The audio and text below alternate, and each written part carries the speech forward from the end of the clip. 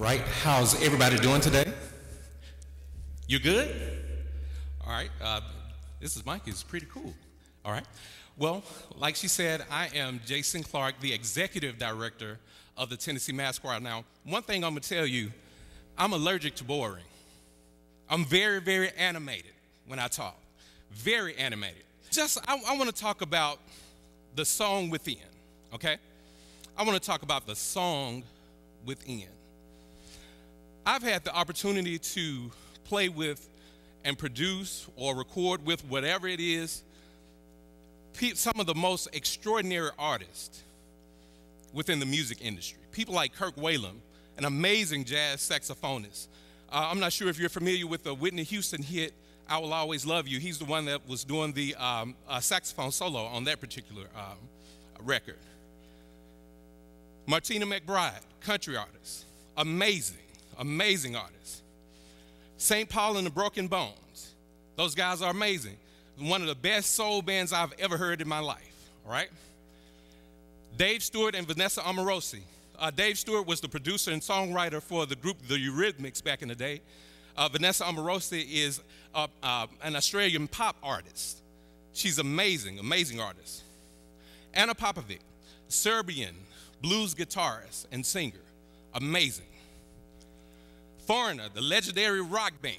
I wanna know what love is. You see, I can't sing. But I mean, those guys are amazing, phenomenal. And just so many different artists that I've had the opportunity to work with and play with. And the reason why I'm saying that is not so you can just look at me and be like, hey, he's had a pretty cool career and things like that. But it's more so because of what we're gonna be talking about on today. Just an idea that I wanna share with you, which is the song within. Now, I've given you these facts about me, and so let's get right into it. When I use the word song within this, of course, we think about a musical term. We think about lyrics, we think about instrumental music, we think about a cappella music, we think about verse, chorus, and arrangement. We just think about a musical composition. But what I want to talk about today is more so a song in a metaphorical sense. When it comes to your purpose, when it comes to your passion, when it comes to your dreams, that thing that's constantly on repeat in your mind day after day, week after week, month after month, year after year, man, you need to go ahead and start this. You need to start that business. You need to do this. You need to volunteer here. You need to go here. You ought to do this. Start that. Something that drives you, that passion that's constantly in you. And that's the one thing that I want to talk about today. I have a friend of mine, which is an amazing songwriter. Amazing, Tony B. Dickerson. He wrote this song called The Song Within, and when I began to prepare my talk for today, I knew I was going to talk about passion. I knew I was going to talk about dreams and goals and things like that, and his song came to mind. I called him up. I was like, hey man, would you mind if I use your song for this TED Talk that I'm going to be doing? He was like, man, I'd be honored. And so one thing that I want to do, I want us to look at these lyrics. And if you wouldn't mind, read these along with me, all right? 1, 2, ready, read. It keeps me going when I feel like giving up. It gives me hope when it seems all hope is gone. It makes me smile when some situations wants me to wear a frown. It keeps me cool and it makes things better. Let's go on. It sings to me a simple melody. It always wants what's best for me. Yeah. Look at somebody and say, oh yeah. All right. It reassures me of my place in this world. All right. We're going to come back to that line. When doubts try to crowd my mind, it relieves me of the pressures and all the worrying. And when I'm feeling low, it takes me so high. And here's the chorus. The song within really is my closest friend through thick and thin. What great company to have around. The song within brightens up my darkest days, makes an easy way, and it gives me a reason to live. So as you can see, the song that we're talking about from a metaphorical sense, it's more so of a passion. It's more so of a dream. It's more so talking about what drives you on a daily basis, okay? All right, now what I want us to do right now, everybody in here, just close your eyes real quickly. Close your eyes, all right? Close your eyes. And if everyone will participate, that would be awesome. One thing I want to ask you is, by a show of hands, who can say that you are operating right now 100% into what you're passionate about? Now, it doesn't have to be anything that you're getting paid for. It could be something that you're volunteering. It could be just something that you're just passionate about, that you're constantly just involved in, or whatever. By a show of hands, let me see how many of you all are doing that. Okay? All right, put your hands down, keep your eyes closed. All right, the next group is, I want those of you that are passionate about something. However, you may not just have the time, the resources, or the money, or, it's just something that's blocking you from fully pursuing what you are purposed here to do. Let me see a show of hands with that. All right? Show of hands. All right, now open your eyes and look around the room with your hands still raised. Do you realize that represents the majority of the population that's here? There are so many people that will be born, live, and die without ever pursuing what they're passionate about. And I firmly believe when it comes to our purpose, when it comes to our passion, we are the game changers. That's the thing that reassures you of your place in this world. That's the thing that gets you out of the common rat race. Is your individuality. It's your passion. It's your dream. And there are so many of us that don't get a chance to do that. There are so many of us that don't take that chance, regardless of what the stumbling block could be, all right? One thing that that I always say is this. When it comes to purpose, when it comes to passion, sometimes we sit back and wait on the world to change. Just like John Mayer's song, Waiting on the World to Change, we sit back and we just wait. Not taking responsibility and knowing that we are that world and we are that change. It's on us. It's our responsibility.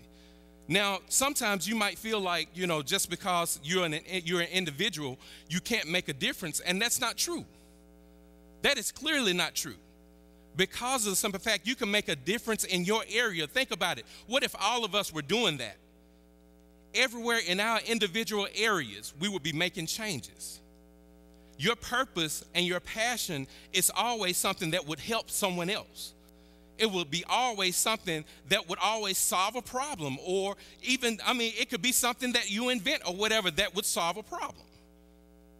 But we have to take time to go out there and pursue that passion, okay? One thing that I always say and I always make reference to is Prince. We all know we just celebrated his legacy in life and everything like that the other day, yesterday, I believe. And one thing about him, what intrigued me so much about Prince is not just his musical accomplishments. It was after he passed away, so many things that he did behind the scenes that no one knew about. So many millions of dollars that he gave to charities, that he gave to individuals, and he didn't want any credit for. That was almost like a song within him that was constantly going. That was that thing that he was doing to make a change. He was already an icon in music. But when it came down to it, he was the one that was making that change. Just yesterday, just like I told you, I'm on a health journey, and I was walking, and I was just going on. I try to walk 3 to 5 miles every day. And so I usually walk in the downtown area. Well, this particular day, which was just yesterday, I was walking downtown, and I was headed towards the FedEx Forum, and from a distance, I saw a gentleman, an older gentleman, in a wheelchair. And from the distance, I can tell that he was struggling or whatever, but the closer I got to him, I was just walking. I was like, man, he's struggling a little bit. He was trying to get up a hill, and he could barely go. And so I really don't like to invade anyone's personal space, but at the same time, I knew he needed help. So I just got behind him. I was like, sir, would you mind if I push you? Do you need any little help? And he was just like, yes, please. Thank you so much. And we began to talk. And we were just walking and talking and everything like that. He just wanted to get up closer to the FedEx Forum in front of Starbucks. I don't know the level of impact that may have had on his life. But at the same time, when he turned around and looked at me, he was like, thank you so much. I mean, he seemed so appreciative. I had a friend of mine, which is a recording artist in Chicago, that was doing a concert. And she was just going and everything like that. And all of a sudden, she was like, she felt a shift in her music. She wanted to say something encouraging or whatever. So she started singing and she started going and everything like that. And the band didn't know what was going on. They was like, man, we didn't rehearse that. So they were playing and she was just constantly going and everything. They went with her. And so after the end of that concert, someone came up to her in tears, came to her and said, you know, thank you so much. I appreciate your gift. No one knew this, but coming here tonight, I said this was going to be my last concert. And if something didn't inspire me, I was going to go home and blow my brains out. Simply because my friend took that time to follow her passion. We can be the change. We can be that change that we want to seek, that we want to see, the change that we're hoping for, the change that we're dreaming for, just by going after our passion. But one thing that I say is this: when it comes to your passion, again, just like I told you on that line, it reassures you of your place in this world. No one can duplicate your passion, even if you're doing the same thing as someone else. No one can duplicate it. There are several different cans of beans or whatever, and there's a specific one that you go and get because of the simple fact it serves the purpose of your taste. It doesn't matter if you're doing it for everybody else. It doesn't matter if 10,000 people are doing it, it still will be uniquely yours when it comes down to it. Now, one thing that I want to talk about is this. There are passion killers and there are dream killers, all right? I always say beware of the dream killers. Let me tell you a little story. My mom and I, we were rolling when I was little, going from junior high to high school, all right?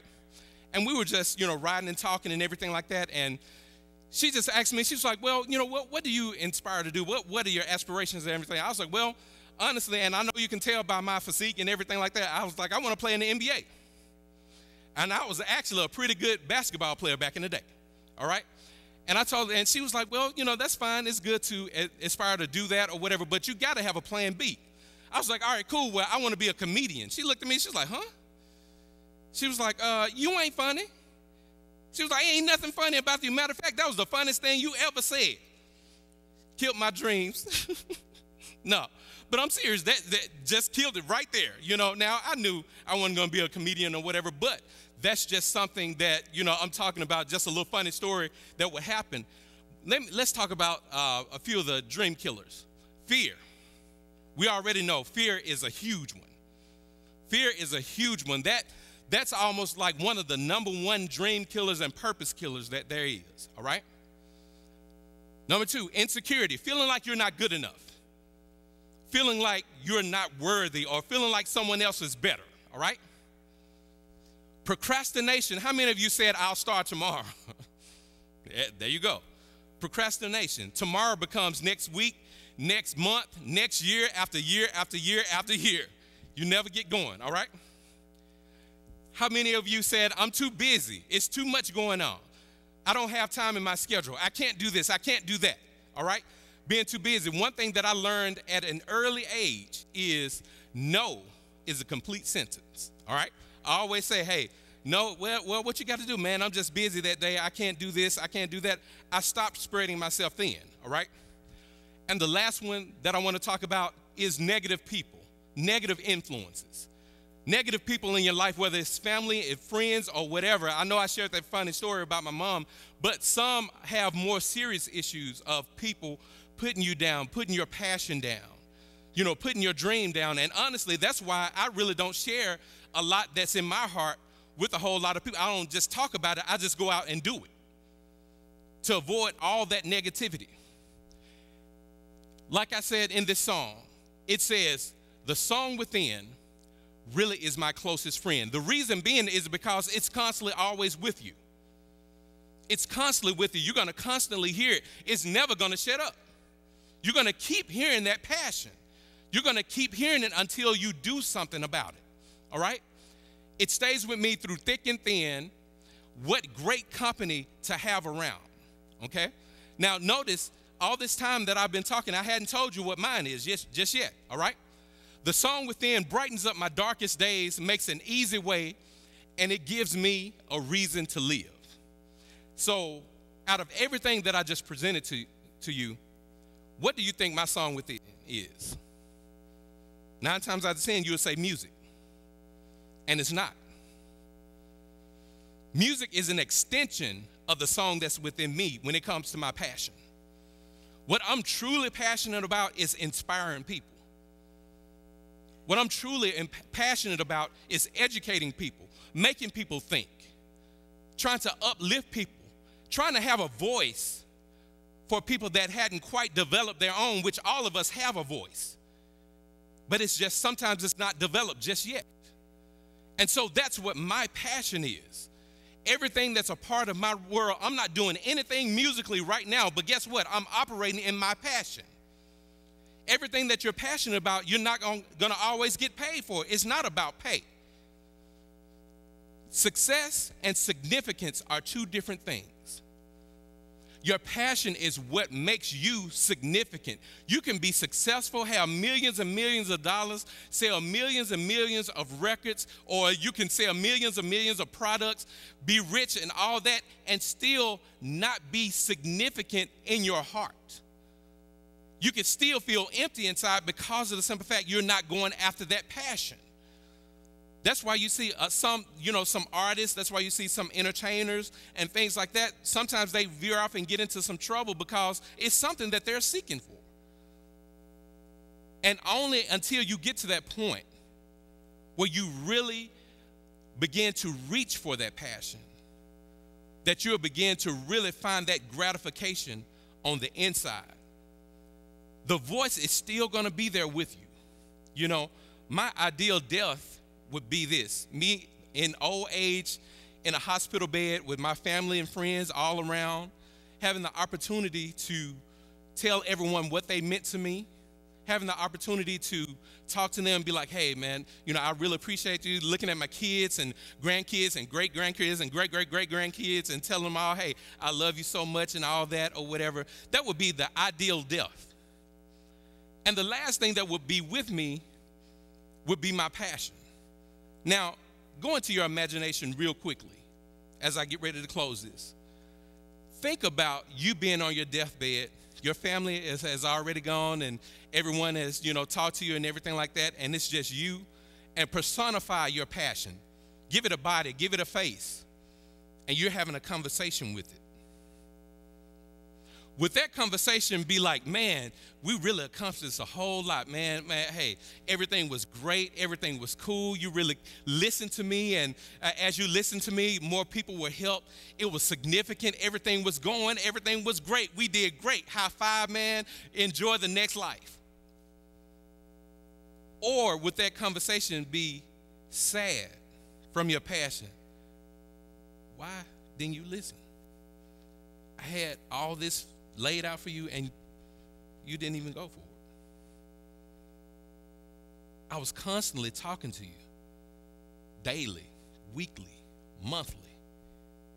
I was constantly saying, come pursue me. We're going to do some great things.